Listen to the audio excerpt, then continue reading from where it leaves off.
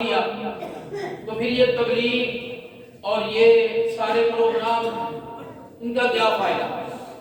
رسول مکرم علیہ السلام نے صحابہ کرام رضوان اللہ عنہم اجمعین کو فرمایا تھا کہ اللہ کے راستے میں صدقہ کرو۔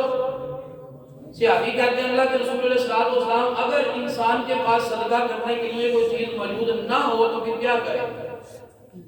نبی علیہ السلام نے فرمایا کہ پھر امر بالمعروف و نہی عن المنکر کی طرف بڑھے، نیکی کی دعوت دے، برائی سے منع کرے۔ صحابی کہتے ہیں یا رسول اللہ علیہ السلام اگر اس کی طاقت بھی نہ ہو تو پھر کیا کرے؟ اللہ کے رسول علیہ السلام فرماتے ہیں کہ پھر جاہل کو ہنر سکھائے، جاہل بندہ ہے اس کو ہنر سکھائے۔ کہتے ہیں یا رسول اللہ اگر بذات خود جاہل ہو، اگر اس کو نا علم ہے